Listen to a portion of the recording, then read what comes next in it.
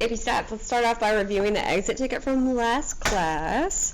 Alright, so the last exit ticket you did was on random variables, the expected value and the standard deviation. Alright, so the following table shows the probability distribution for the number of books a student typically buys from the annual book fair held at an elementary school. Alright, remember all of these probabilities should add up to what number? 1. Alright, let the random variable B represent the number of books a student buys at the next fair. What is the expected value of B? Alright, so expected value means the same thing as mu of B. And all we need to do to get the expected value is multiply these numbers and then add up the products. So I'm going to do 0 times 0.35 plus 1 times 0.20 plus 2 times 0.15, and etc. So I'm going to go to Desmos to make this process quicker.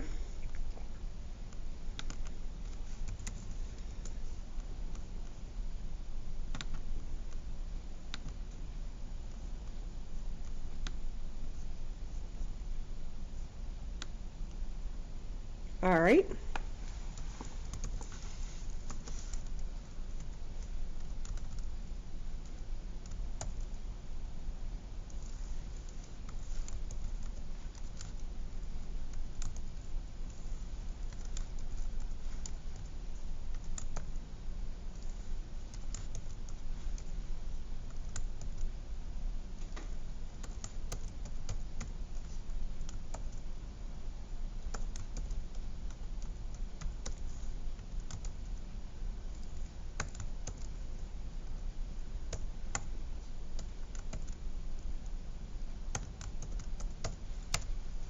Alright, I do all that and I get 1.79, so if we go back to the document camera, it looks like that is answer choice C.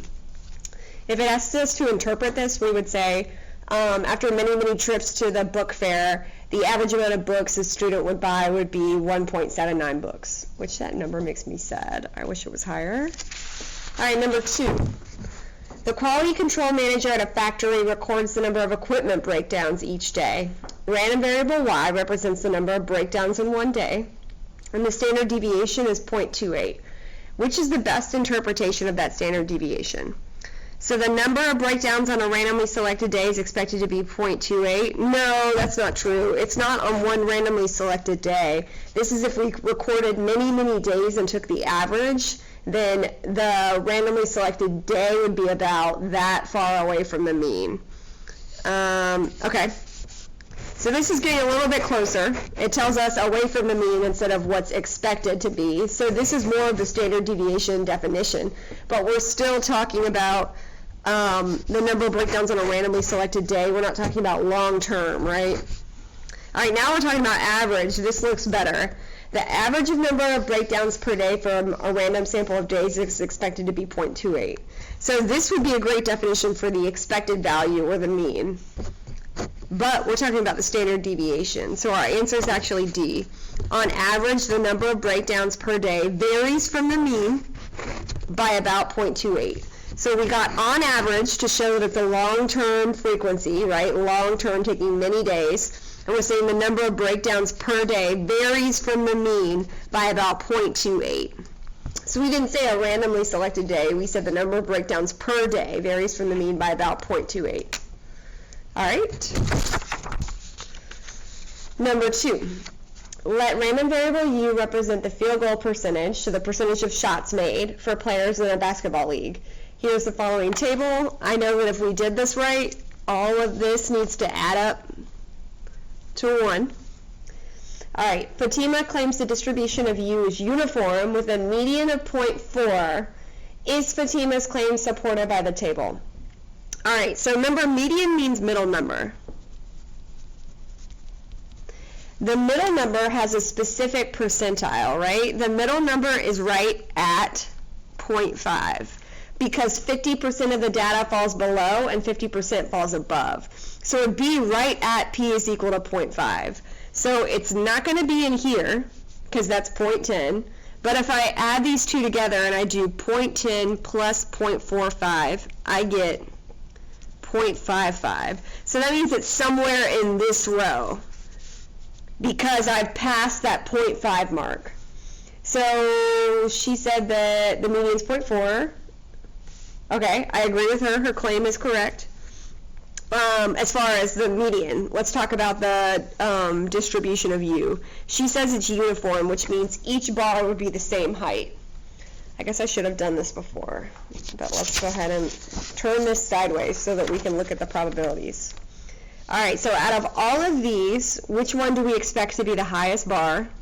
We expect 0.4 to be the highest because its probability is the highest. So I'll probably put that at like right here. After that, I would expect 0.3. And then it drops pretty dramatically to 0.1. So this is 0.1, this is 0.1, and this is half of 0.1. That doesn't look very uniform to me. That looks like it's probably skewed to the right.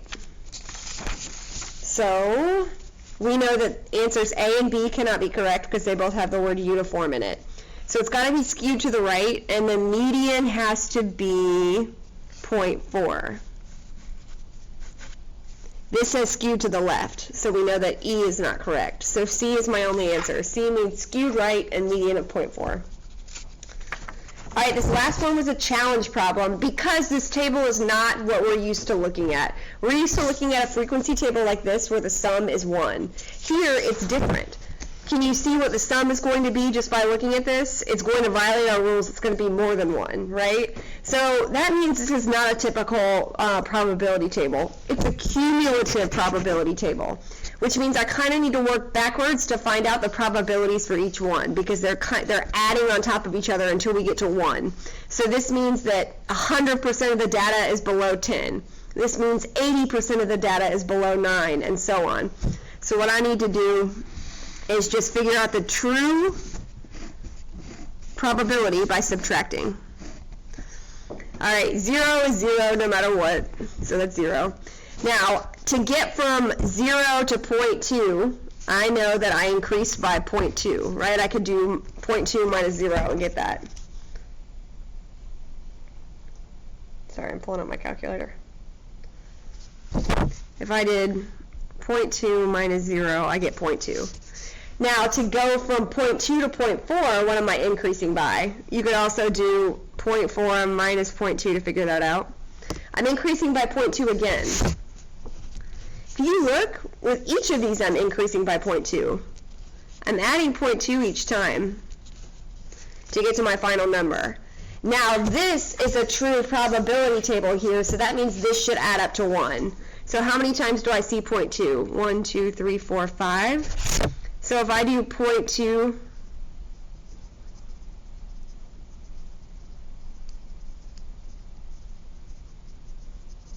yes, that adds up to 1. So this is what I'm used to seeing. This is the probability, not the cumulative probability.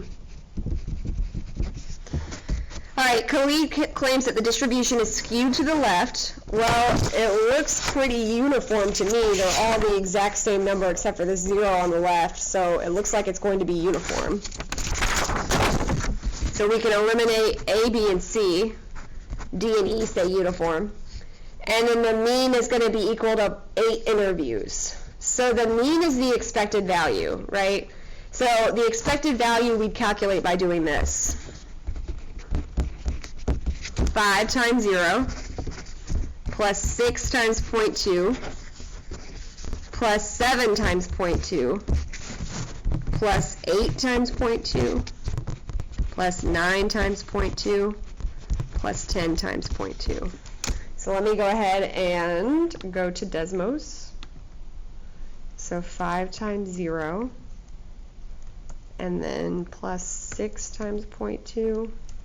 All right, I'm just going to copy this and paste it so I can hopefully speed the process up here.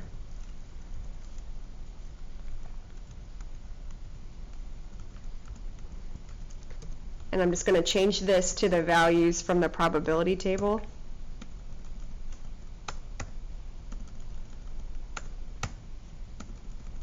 All right, so it looks like our average is 8 exactly. So our mean is 8 exactly.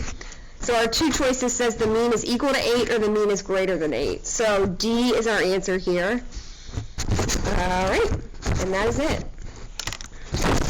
All right, let's go ahead and move to the very end of the packet.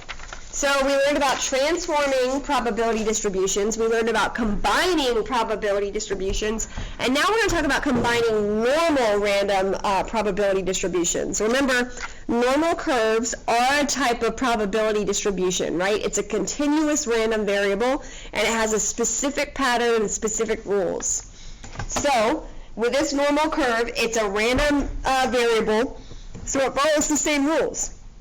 A quick refresher on calculating the area underneath the curve. You got to start with a z-score. Remember, z-scores are how far away from the mean a certain value is. So the z-score calculation is value minus mean over standard deviation. All right, so let's go ahead and do example 6. The diameter of a cup, the top of a randomly selected, the diameter of C, I'm sorry, I just added the word cup. So the diameter of C, the top of a randomly selected large drink cup at the movies, follows a normal distribution. It has a mean, let me highlight, 3.96 inches and standard deviation of 0.01 inches. Draw the distribution. It doesn't have to be pretty. I know it's a normal distribution with a mean of 3.96 and a standard deviation of 0.01. So I know my mean is going to be 3.96. Got 3 standard deviations above and below. All right, what is the probability that a randomly selected large drink cup will have a diameter larger than 3.982? All right, 3.982 is going to get me, let's see, this is 3.95. That's what I did. I just subtracted the standard deviation. I'm going to keep doing that. So this is 3.94 and 3.93. And if I go the other way, I'm just adding 0.01, so it's going to be 3.97, 3.98, and 3.99. All right, so using our standard deviations, and I literally just got that by adding or subtracting the standard deviation, I'm looking for a top that has more than 3.982. So that's going to be about right here, 3.982. And should I shade to the left or to the right of that line if I'm looking for a drink cup with a diameter larger? All right, I hope you said to the right. So I need to find this area right here. Okay, first thing I do is calculate a z-score.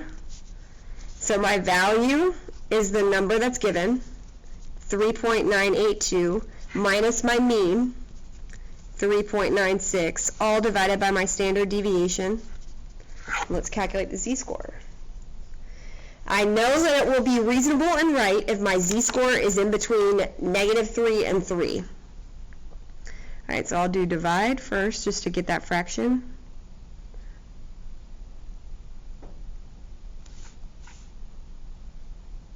All right, when I get everything in, I get a z-score of 2.2, which makes sense. It's above the mean, and specifically it's 2.2 standard deviations above the mean. Right? 2.2. Okay? So, because it's 2.2 standard deviations away from the mean, I would go and find my table A to get my table A value for 2.2. Alright, so I have my table A here, and I go down to 2.2, and I'm going to use the very first one because we didn't have any number after 2.2, so it's technically 2.20. So my table A value is 0.9861. So let me go back. Does that mean that this shaded area is 0.9861? Does that make sense that the shaded area is 98.61% of the area under the curve?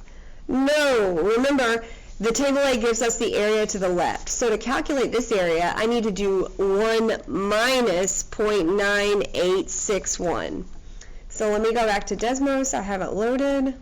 1 minus 0.9861 is going to give me 0.0139. So what that means is that my probability of getting a drink cup with a diameter larger than that value, the 3.982, that's my value, is 1.39%, so pretty rare. Now remember last class I said that there was a shortcut. We don't have to use the table A, right? We can go to the normal distribution in Desmos. So when I go, actually, you know what, I should use the web app so you can see it clearer. Alright, so I'm going to hit the functions button. Dang, you can't really see it at all. Okay, so I'm going to go to functions, I'm going to hit that. I'm going to go to distribution and hit normal distribution because that's what we have. So this is what appears over here. I need to put in my mean and my standard deviation for this normal curve. So 3.96, comma, 0.01. All right, so it graphs this for us out to the right. I'm going to hit find CDF, which is basically the area under the curve. Now I know if I have one value, one of these needs to be infinity. I just don't know which one. So look back at the drawing. You'll see that it looks like the shaded area is going on and on forever to the right. So that means I'm going to leave the max as infinity, and I'm going to fill in the min with my value. So my value that they gave me was 3.982. Remember, we're putting in the value, not the z-score, so 3.982. And look, it gives us exactly what we calculated using the table A, 1.39%. It gives us a more exact. It goes all the way out to however many decimal places, but we still get the same answer either way. All right, so that was example 6. All right, example 7, we're no longer talking about the diameter of a cup, we're talking about a lid that goes onto the cup.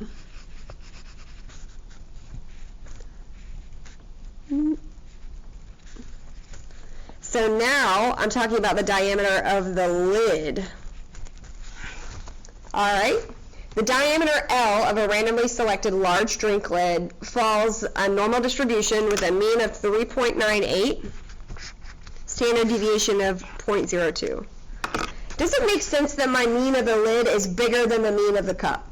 Think about putting a lid on a cup. The lid would need to be a little bit bigger to fit over the cup, right? So it makes sense. So it says draw the distribution, so I'm going to do the same thing that I did above. Normal distribution with a mean of 3.98 and a standard deviation of 0.02. I know that my mean is 3.98. And if I'm going by 2s with my standard deviation this time, this will be 4. This will be 4.02, 4.04. If I go the other way,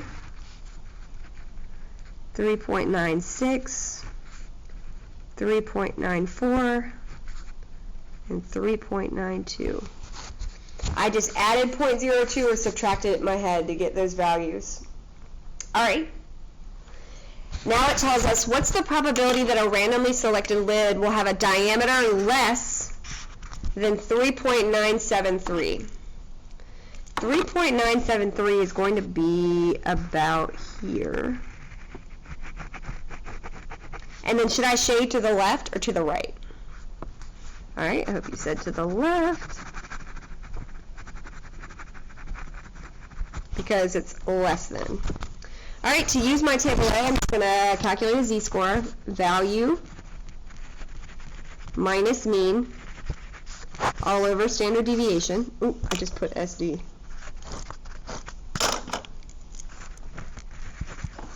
All right, so let me go to Desmos. 3.973 minus 3.98, all divided by 0.02. All right, that gives me a z-score of negative 0.35. That makes sense because it's to the left of the mean and it's in between the mean and negative 1. All right, so negative 0.35. Let me go to my z-score table. I'm going to go to the negative section. I'm going to go to negative 0.3. And I need to go over until the 5 row, which is right here. So there it is, negative 3.5 is 0.3632. So the table A value is going to be 0.3632. Do I need to subtract that from 1? Hope you said no, because the table A already gives us to the left. So let me check my work in Desmos. So remember, I'm going to hit Functions. I'm going to go to Distribution. And then I'm going to hit Normal Distribution. I'm going to hit Find CDF. Now, which one do I need to leave as infinity? The minimum or the maximum? All right, the minimum, because you can see that it's going on forever in this direction. So the minimum stays at negative infinity, and the maximum is my value. Not my z-score, my value. So 0.3973. Oops. Oh, I'm like, what happened? I didn't put my mean or my standard deviation up here. All right, 3.98, comma, 0.02. It's my mean and my standard deviation, and it should give us the exact same thing. We had 0.3632, and if this is rounded to 4 decimal places, it'll be the same thing, 0.3632. All right, so we are moving along. All right, so I got my two percentages. Now let's talk about combining. All right, so transforming normal variables. Any sum or difference of independent normal random variables is also normally distributed. That makes sense. Shape stays the same, despite the combination or transformation, right? The shape stays the same. So we're going to assume that C from example 6 and L from example 7 are in the same dang movie theater, right? So we have cups and we have lids, and we already know the normal distribution. We're going to let the random variable D, for disaster, if it doesn't fit, equal L minus C, which is the lid diameter minus the cup diameter. The difference between the lid's diameter and the cup's diameter. So we're going to calculate the mean of D and the standard deviation of D. All right? We know that means work with whatever direction we're doing. So we're subtracting, so the mean subtract. The mean of D is going to equal the mean of L minus the mean of C. So let's go ahead and plug that in. The mean of L, if I look back, 3.98 minus 3.96. Means are easy. They get a bad rap with their name. Mean. All right, I distracted myself with that bad joke. 3.98 and 3.96. All right, so when I subtract these,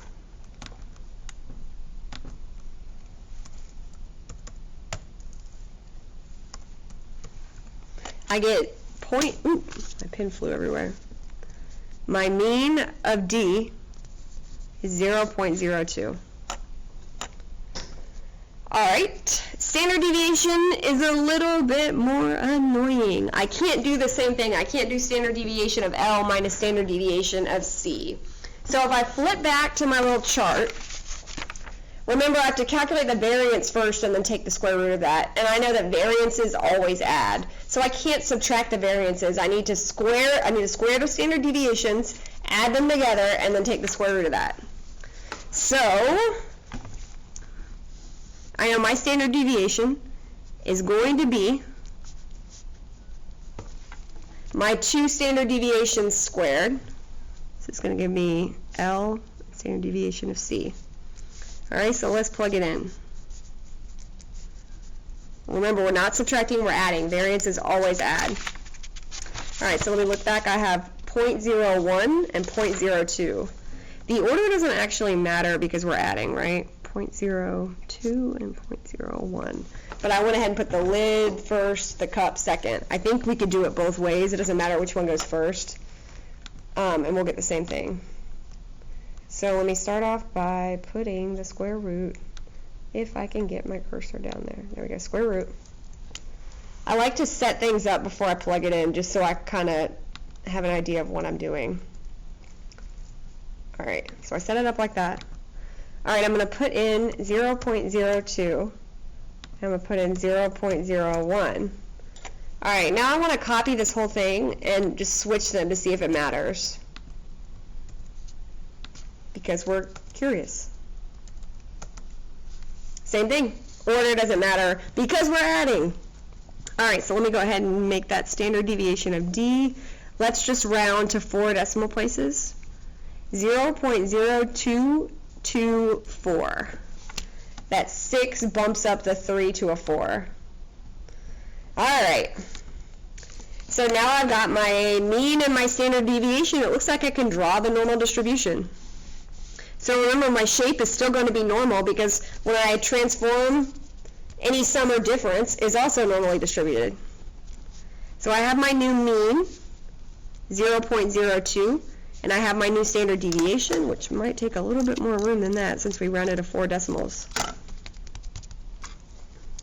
0.0224. All right.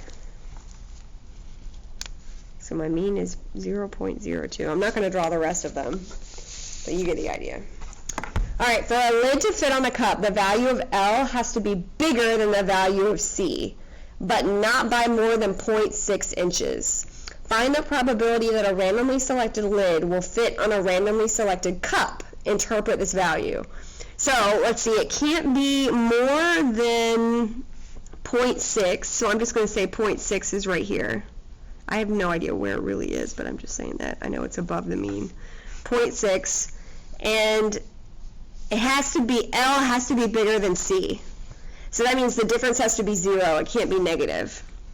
So my difference has to be 0. So I'm trying to find the area that a lid will fit on a cup. It has to be between these two values for the lid to fit on the cup. After 0, the values go negative, which means that the cup is bigger than the lid, and that won't work. And then we said that it could be no more than 0.6 inches, so it's got to be between these two. So what you could do is find the two z-scores.